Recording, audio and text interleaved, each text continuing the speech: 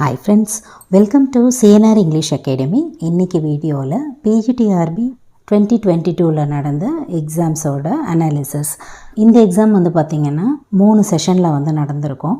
இந்த 3 session question பேப்பர்ஸில், அதாவது ஒரு செஷனுக்கு 150 அப்படின்னா 3 செஷனுக்கு 450 கொஸ்டின்ஸ் வரும் இல்லைங்களா. அதில் யூனிட் வைஸ் கொஸ்டின்ஸ், இப்போ யூனிட் 1ல் எந்த மாதிரி கொஸ்டின்ஸ் கேட்டிருக்காங்க, அதே மாதிரி செகண்ட் யூனிட்டில் எந்த மாதிரி கொஸ்டின்ஸ் கேட்டிருக்காங்க அப்படின்ற அனாலிசிஸ் பார்க்க போகிறோம். ஆல்ரெடி வந்து பார்த்திங்கன்னா நம்ம யூனிட் வைஸ் டெஸ்ட்டு வந்து கொடுத்துருப்போம்.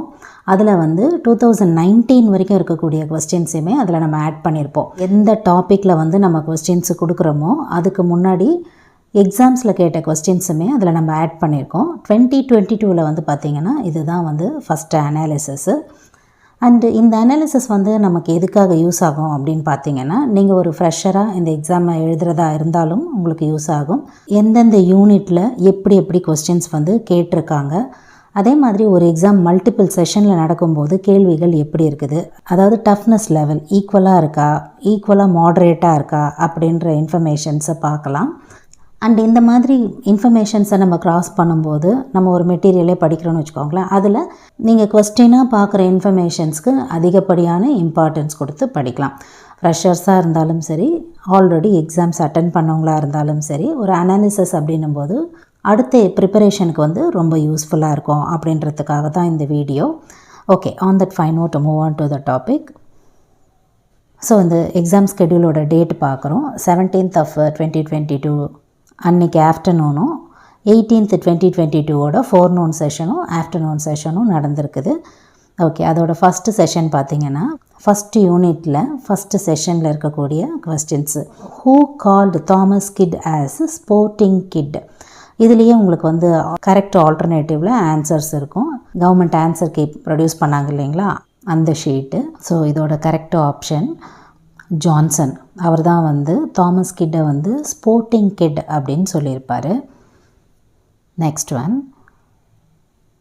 Who is in love with the Faerie Queene in Spenser's Faerie queen.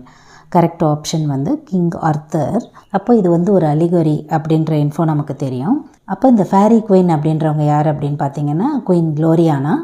Exactly queen எலிசபெத்தை வந்து ரெப்ரசன்ட் பண்ணியிருப்பாங்க இல்லைங்களா, அவங்களுக்கு இதில் இன்னொரு பேருமே கொடுத்துருப்பாங்க. அதாவது குயின் குளோரியானா ஆர் டானக்வில், TANAQUILL. இவங்க யாருன்னு பார்த்தீங்கன்னா கிங் ஓபேரான்ஸோட டாட்டர் அப்படின்ற இன்ஃபோவும் நமக்கு கிடைக்கும். நீங்கள் அப்படியே வந்து சொல்லும்போது ஒரு நோட்டில் யூனிட் 1 இந்த இயர் கொஸ்டின் பேப்பரை மென்ஷன் பண்ணி நோட் பண்ணிக்கிட்டே வாங்க. Okay, next one, dash is the god of wine. இதுவும் பார்த்திங்கன்னா ஃபஸ்ட் யூனிட்லேருந்து எடுத்த கொஸ்டின்னு.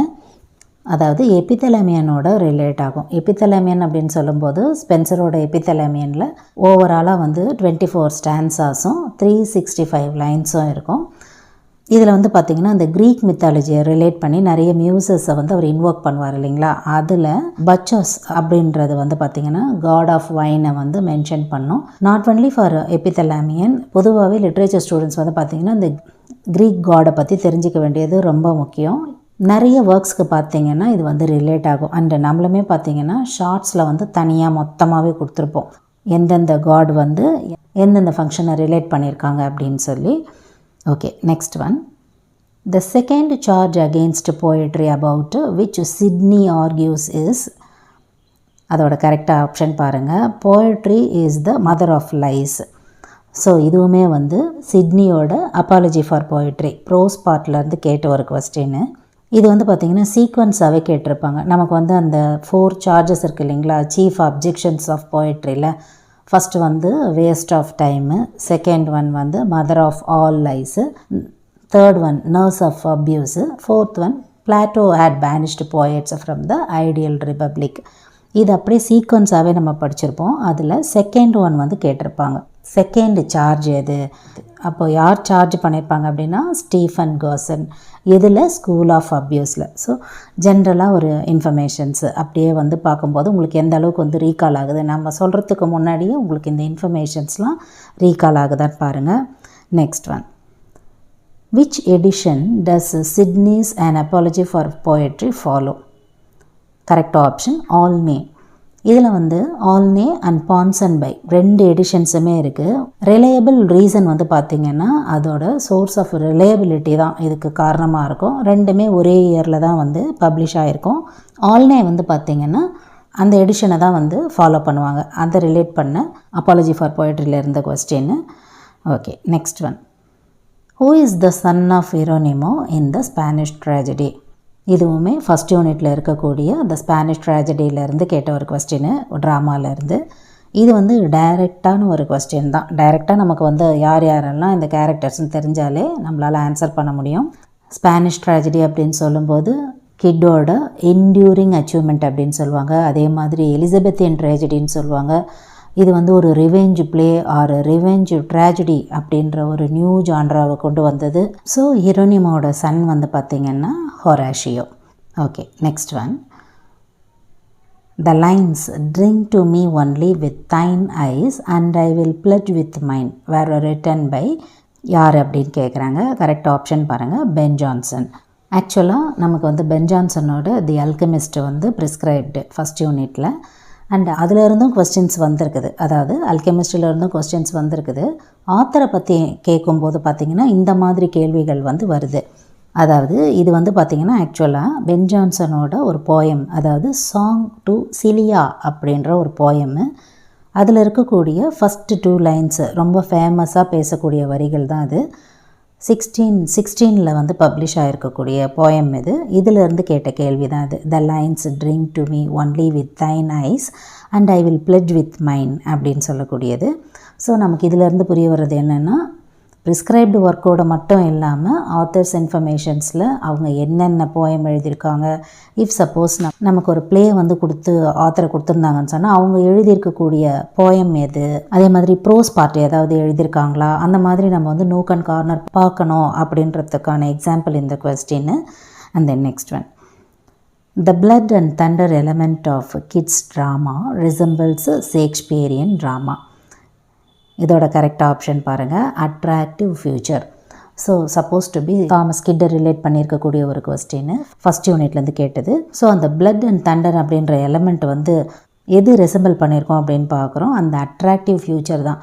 இப்போ இந்த மாதிரி கேள்விகள்லாம் வந்து நம்ம எப்படி படிக்கணும், இந்த மாதிரி டைரெக்டாக இருக்குது இல்லைங்களா. இது வந்து ஒரு ப்ளேவோ ஒரு ப்ரோஸோ அந்த கண்டென்ட்டில் இருக்கிற இன்ஃபர்மேஷன் கிடையாது. அப்பார்ட் ஃப்ரம் தட் ஒரு ஆத்தரை பற்றி வந்து கேட்டிருக்காங்க. அப்போ இதெல்லாம் வந்து நம்ம எப்படி படிக்கலாம் அப்படின்னு பார்த்தீங்கன்னா, உங்களுக்கு நிறைய இன்ஃபர்மேஷன்ஸ் வந்து நெட்டில் வந்து நிறைய இருக்குது. அதாவது life and career of the author ஆந்தாலஜிஸ்லாம் பார்த்திங்கன்னா முக்கியமாக இந்த மாதிரி ஆத்தர்ஸ்க்கெலாம் வந்து நிறைய கொடுத்துருப்பாங்க. அப்போ அதை நம்ம படித்து பார்க்கும்போது நிறைய கம்பேரிசன்ஸ் வந்து கொடுத்துருப்பாங்க. இப்போ இவங்க ஒர்க்கை பார்த்து தான் இவங்க இன்ஸ்பயர் ஆகி இவ்வளோ எழுதுனாங்க. ஃபார் எக்ஸாம்பிள் இப்போ நம்ம ஷேக்ஸ்பியர் பார்த்தோம். இப்போ இவங்க 2 பேருக்குமே வந்து எது ஆரிஜின் பார்த்திங்கன்னா இந்த செனேக்கன் ட்ராஜடிஸ். அதில் தான் இன்னுமே அதிகமான இந்த பிளட் அண்ட் தண்டர்லாம் வந்து நிறைய கொட்டி கிடக்கும். அதுதான் வந்து ஒரு இன்ஸ்பிரேஷனாக இருக்கும். இது எப்படி நம்ம தெரிஞ்சுக்கிறது அப்படின்னு பார்த்திங்கன்னா, அந்த மாதிரி வேல்யூபிள் நோட்ஸ்லாம் வந்து நிறைய இருக்குது. ஒரு ஆத்தரை பற்றியே பார்த்திங்கன்னா டிஃப்ரெண்ட் டைப்ஸ் ஆஃப் இன்ஃபர்மேஷன்ஸு நெட்டில் உங்களுக்கு அவைலபிளாக இருக்குது.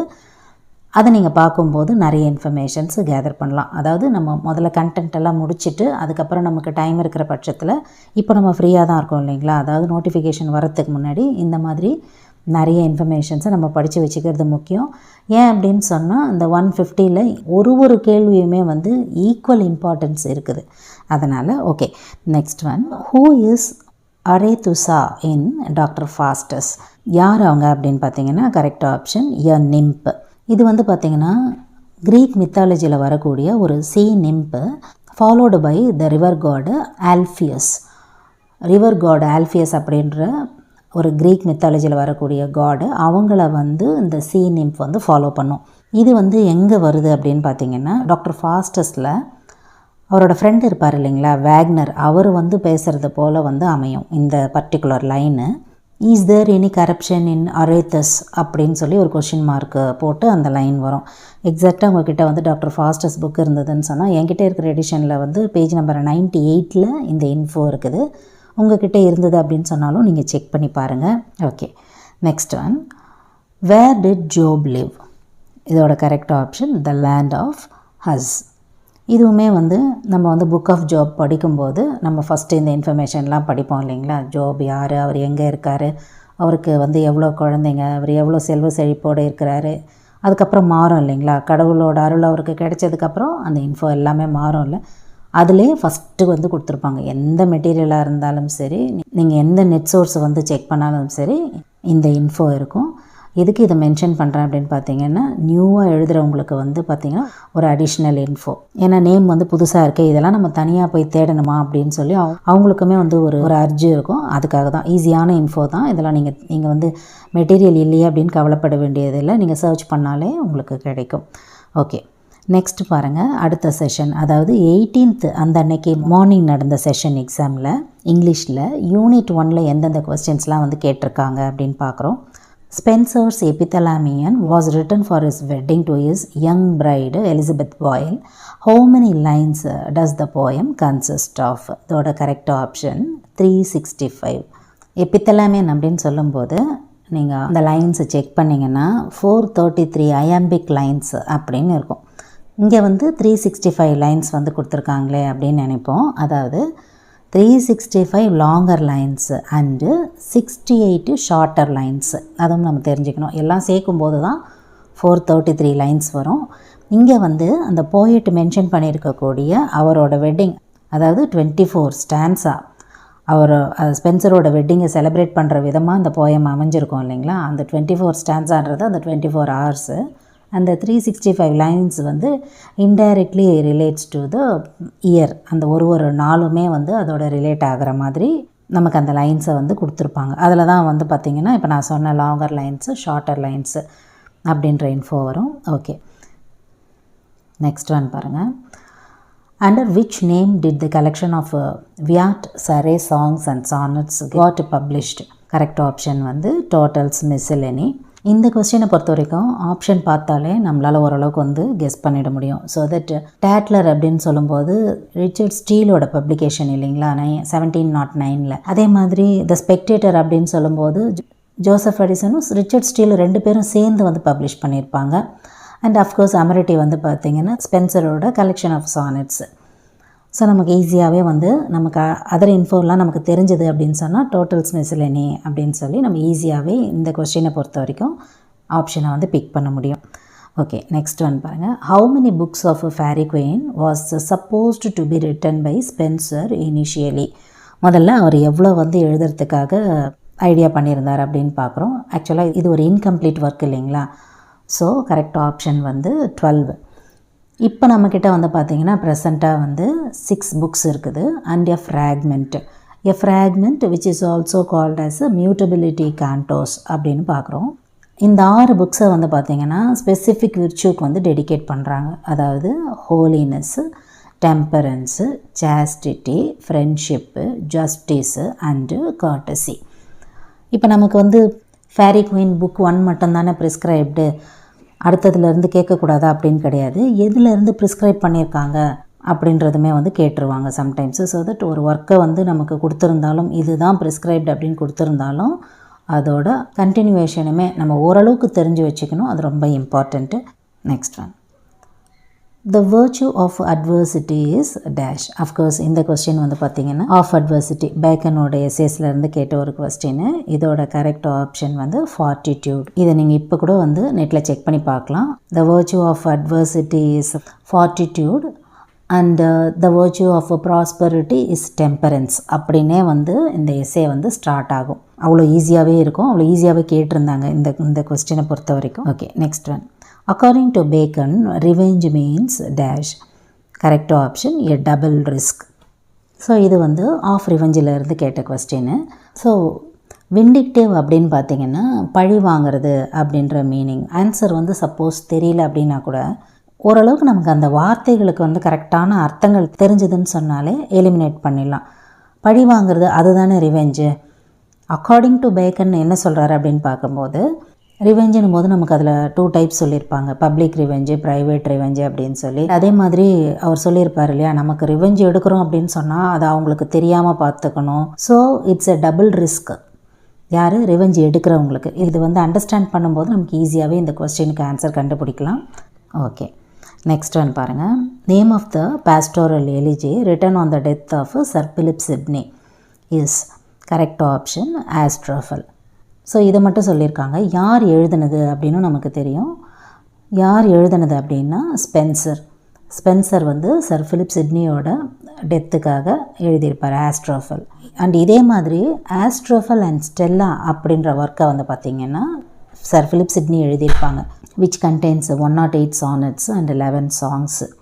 ஒருவேளை நமக்கு இதுக்கு ஆன்சர் தெரியல அப்படின்னாலும் ஆப்ஷன்ஸே வந்து நமக்கு ஆன்சர் ஈஸியாக கண்டுபிடிச்சி கொடுத்துரும். For example the Shepherd's Calendar, Amoretti, Tears of the Muses, இது எல்லாமே வந்து ஸ்பென்சரோட போயம் தான். ஆனால் ஒன்று ஒரு காரணங்களுக்காக எழுதப்பட்டது. ஆஸ்ட்ரோஃபல் மட்டும்தான் வந்து சர் ஃபிலிப் சிட்னிக்காக எழுதப்பட்டது. Okay, next one. Dash had made blank verse supreme in drama. Correct option Marlowe. அப்போது blank verse அப்படின்றத வந்து யாரால் வந்து ஃபஸ்ட்டு ஆரிஜின் பண்ணது அப்படின்னு பார்த்தீங்கன்னா, மேக்ஸிமம் இன்ஃபர்மேஷன் சொல்கிறத வந்து ஹென்ரி ஹாவர்டு, ஏர்ல் ஆஃப் சரே அவர் தான் வந்து வேர்ஜிலோட ஆனியோடு அதை டிரான்ஸ்லேட் பண்ணும்போது கொண்டு வராரு இந்த பிளாங்க் வேர்ஸ் அப்படின்னு சொல்கிறாங்க. அப்போது பிளாங்க் வேர்ஸ் அப்படின்ற இன்ஃபோ பார்க்கும்போது ஃப்ரீ வேர்ஸ் அப்படின்றது என்னன்னு நம்ம தெரிஞ்சுக்கணும். கம்பேர் பண்ணி படிக்கும்போது ஈஸியாக நமக்கு ஞாபகத்தில் இருக்கும். In fact father of blank verse in English literature அப்படின்னு சொல்லும்போது ஹென்ரி ஹாவர்டையும், அதே மாதிரி father of blank verse in drama அப்படின்னு சொல்லும்போது மார்லோவையும் வந்து சொல்கிறாங்க. Okay, next one. Faster's curses dash for depriving him the joys of heaven. Correct option வந்து லூசிஃபர். இது யாரை கர்ஸ் பண்ணது? டிப்ரைவிங் அப்படின்னும் போது செய்ய விடாமல் பண்ணது. அதனால தான் வந்து பார்த்திங்கன்னா ஃபாஸ்டர்ஸ் வந்து லூசிஃபரை வந்து கர்ஸ் பண்ணுறாரு. Okay, next one. Sir Epicure Mammon complains that thieves had picked his purse of dash. இதோட கரெக்ட் ஆப்ஷன் பார்த்தலாம் 8 score and 10 pounds. So of course sir Epicure Memon எந்த பிளேயில் வருவார் அப்படின்னு பார்த்தீங்கன்னா பென் ஜான்சனோட தி அல்கெமிஸ்ட். இந்த பர்டிகுலராக இந்த கொஸ்டின் வந்து பார்த்திங்கன்னா ஆக்ட் 5 சீன் 5ல் நடக்கும். சர் எபிக்யூர் மேமன் வந்து ஷூர்லியோட ஃப்ரெண்டு இல்லைங்களா. அண்டு மற்றபடி இன்னும் நமக்கு நல்லா தெரியணும்னா ஃபேஸும் சபுலோட விக்டிமாக இருப்பார். அந்த ஃபிலாசபர் ஸ்டோன்லாம் வந்து வேணும்னு வந்து கேட்பார் பார்த்தீங்களா, அந்த கேரக்டர். ஸோ அப்படியே கொஞ்சம் ஞாபகப்படுத்தி பார்க்கும்போது டால் காமன் யார், ஷூர்லி யார், அதே மாதிரி அந்த ஹவுஸ் ஓனர் ஒருத்தர் விட்டுட்டு போவார் இல்லையா அந்த வீடு, அவர் பேர் என்ன, இந்த மாதிரி அடிக்கடி வந்து ரீகால் பண்ணும்போது நமக்கு வந்து கன்ஃபியூஸ் ஆகிறதுக்கான வாய்ப்புகள் கம்மியாகும். Okay, next one. The Spanish tragedy is a continuation of the story of correct option Jeronimo. So other ஆப்ஷன்ஸை பாருங்கள். The White Devil, the Duchess of Malfi, Cornelia. So the Duchess of மால்ஃபியும் the White டெவிலும் பார்த்தீங்கன்னா John வெப்ஸ்டரோட work. So இது கிட்டோட கனெக்டே ஆகலை. அதுலேயே 2 option வந்து நமக்கு வந்து எலிமினேட் ஆகிடுது. கார்னீலியா மட்டும்தான் வந்து தாமஸ் கிட்டோடது. ஸோ இந்த 2 ஆப்ஷனில் தான் ஏதோ ஒன்று இருக்கணும் அப்படின்னு நமக்கு வந்து ஒரு ஐடியாவுக்கு வந்துடுவோம். ஸோ அஃப்கோர்ஸ் இப்போ பாருங்கள், ஜெரோனிமா அப்படின்ற அந்த ஆப்ஷனோட ஹீரோனிமோ அப்படின்ற நேம் ஒத்து போகுதுங்களா. ஹீரோனிமோ தான் மெயின் கேரக்டர் இதில் ஸ்பானிஷ் ட்ராஜடியில். அண்ட் அஃப்கோர்ஸு ஸ்பானிஷ் ட்ராஜடிக்கு இன்னொரு பேரும் இருக்குது, அதாவது ஹீரோனிமோ இஸ் மேட் அகெயின் அப்படின்னு சொல்லுவாங்க. ஸோ இதை வச்சே நம்ம பார்த்திங்கன்னா இந்த இன்ஃபர்மேஷன்ஸ்லாம் நமக்கு ஓரளவுக்கு தெரிஞ்சிருந்ததுன்னு சொன்னாலே நம்ம வந்து இந்த சீக்வலை வந்து கண்டுபிடிச்சிடலாம். ஒருவேளை ஜெரோனிமா அப்படின்றது தான் வந்து ஸ்பானிஷ் ட்ராஜடிக்கு சீக்வல் அப்படின்ற இன்ஃபோ நமக்கு தெரியலனாலுமே இந்த கொடுத்துருக்குற ஆப்ஷனை வச்சே நம்மளால் ஈஸியாக வந்து கண்டுபிடிக்க முடியும். Okay, next one. Who speaks the following in the play The Alchemist. அல்கெமிஸ்டிலேருந்து ஒரு லைன் பாருங்கள். This lip that chin methinks you do resemble one of the Austriac princes. இதோட கரெக்ட் ஆப்ஷன் பாருங்கள் ஃபேஸு. இந்த மீ திங்ஸ் அப்படின்றது வந்து பார்த்திங்கன்னா I think அப்படின்றதோட ஓல்டு யூசேஜ். பர்டிகுலராக இந்த லைன்ஸை வந்து ஃபேஸு சொல்கிறாரு. எங்கே அப்படின்னா ஆக்ட் 4 சீன் 4ல் யாருக்கிட்ட அப்படின்னு பார்த்தீங்கன்னா டால் காமன் அப்படின்ற கேரக்டர் வருவாங்க இல்லைங்களா, அவங்கக்கிட்ட பேசும்போது அமையும். ஓகே, நெக்ஸ்ட் ஒன் பாருங்கள். 18th அன்னைக்கு ஃபோர்நூன் நடந்த கொஸ்டின் பேப்பர் இப்போ நம்ம பார்த்தோம். இதுலேயே ஆஃப்டர்நூன் நடந்த செஷனில் இருக்கக்கூடிய யூனிட் 1 கொஸ்டின்ஸ் பாருங்கள். The extract some books are to be tested, others to be swallowed and some few to be chewed and digested is from. இது வந்து நமக்கு பார்க்கும்போது ஈஸியாக தெரிஞ்சிடும் பேக்கனுடைய வரிகள். அதே மாதிரி ஆஃப் ஸ்டடீஸ். இதை கிராஸ் பண்ணாமல் நம்ம வந்து அந்த 6 எஸ்ஸேவும் படிக்கவே முடியாது இல்லைங்களா, அவ்வளோ இம்பார்ட்டண்ட்டான லைன்ஸு. ஓகே, இதுக்கு வந்து பார்த்தோன்னே எல்லாருமே வந்து ஆன்சர் பண்ணக்கூடிய ஒரு கொஸ்டின் தான். Next one. Who has been happily called the poet's poet? Correct option Spencer. And of course யார் சொல்லியிருப்பாங்க அப்படின்னா சார்லஸ் லாம்பு. எதற்காக அப்படி சொல்லியிருப்பார்? போயட் அப்படின்னா அவரோட technical skill, innovation of poetry, innovation of ideas, இது எல்லாம் பார்த்து தான் சார்லஸ் லாம்ப் வந்து சொல்கிறாரு ஹீஸ் எ போயட் அப்படின்னு சொல்லி. அண்டு நீங்கள் இப்போ நம்ம பார்த்த 2 கொஸ்டின் பேப்பர்லேயுமே இந்த மாதிரி அடைமொழிகளை வச்சு பொதுவாக தமிழில் சொல்லுவாங்கள்ல, அந்த மாதிரி ஒரு கொஸ்டின் ரிப்பீட் ஆகிறத நீங்கள் பார்த்துருக்க முடியும். ஸோ தட்டு ஒரு போயட்டு இன்னொரு போயட்டை பற்றி என்ன சொல்கிறாரு. இப்போ அதே மாதிரி தான் அப்ஸ்ட்ராக்ட் க்ரோ அப்படின்னும் சொல்லியிருப்பாங்க. உங்களுக்கு தெரிஞ்சிருந்ததுன்னு சொன்னால் கண்டிப்பாக கமெண்ட் செக்ஷனில் சொல்லுங்கள். யாரை வந்து அப்ஸ்ட்ராக்ட் க்ரோ அப்படின்னு சொல்லியிருப்பாங்க அப்படின்னு சொல்லி. இதில் பார்த்திங்கன்னா பாசிட்டிவான மெத்தட்லேயும் நிறைய பேர் சொல்லியிருப்பாங்க, கிரிட்டிக்ஸும் நிறைய இருக்கும். ரெண்டுமே வந்து கேட்டிருக்காங்க. ஸோ அப்ஸ்ட்ராக்ட் க்ரோ அப்படின்றது யார் சொன்னாங்க அப்படின்னு உங்களுக்கு தெரிஞ்சால் கண்டிப்பாக கமெண்ட் செக்ஷனில் சொல்லுங்கள். Next one, dash sense the Dragon to attack the night. So of course இந்த கொஸ்டினை பார்க்கும்போதே நமக்கு தெரியுது ஃபேரி குயின்லேருந்து ஆப்ஷன் பாருங்கள், டியூசா. அப்போது டியூசா அப்படின்னு சொல்லும்போது அவங்களுக்கு இன்னொரு பேரும் இருக்குது, ஃபிடிசா, FIDESSA. இவங்க லேடி உனாவோட ஆப்போசிட் கேரக்டர் இல்லையா, அப்படியே ஆப்போசிட்டாக இருப்பாங்க. அதே மாதிரி அந்த ஃபால்ஸ்வுட்டை வந்து ரெப்ரசன்ட் பண்ணுவாங்க. அந்த ஃபால்ஸ்வுட்ன்றது எது அப்படின்னா அந்த ரோமன் கேத்தலிக் சர்ச்சில் நடக்கக்கூடிய அந்த தவறுகளெல்லாம் வந்து சுட்டி காட்டுறபடியாக இருக்கும் இவங்களோட கேரக்டர். அலிகோரிக்கல் ரெப்ரசன்டேஷன் தானே, அதனால் ஒரு கேரக்டரோடு அப்படியே நம்ம வந்து ரெப்ரசன்ட் பண்ணியே படிக்கும்போது ஈஸியாக வந்து கண்டுபிடிக்கலாம் இந்த கேரக்டர் யார் அப்படின்னு சொல்லி. ஸோ கரெக்ட் ஆப்ஷன் வந்து டுயிசா. Next one, who is the lord of polity in the prologue to the Canterbury Tales. Correct option a Muslim. இந்த கொஸ்டின் வந்து பார்த்திங்கன்னா ஒரு டிஃப்ரெண்ட்டான ஒரு கொஸ்டின் தான். இந்த முஸ்லீம் அப்படின்னு சொல்கிறோம் இல்லைங்களா, ஆப்ஷனில் இவரை பற்றி வந்து சாசர் வந்து பேசியிருப்பார். எங்கே அப்படின்னு பார்த்தீங்கன்னா ஜென்ரல் ப்ரோலாகில் வந்து 65th லைன் 65 இந்த லைனில் வந்து பேசியிருப்பாங்க. என்னென்னா, sometime with the lord of polity again another turkey அப்படின்னு சொல்லி அந்த லைன்ஸ் வரும். அப்ராக்சிமேட்டாக உங்களுக்கு அந்த லைன்ஸே கொண்டு வந்து விடும், நீங்கள் பார்க்கலாம். Okay, next one, Bacon's of adversity cites Seneca's. என்னென்னு பார்த்தீங்கன்னா correct option I and 2I sayings. இது ஒரு கம்பேரிசன் தான் பேக்கனுக்கும் செனேகாவுக்கும்.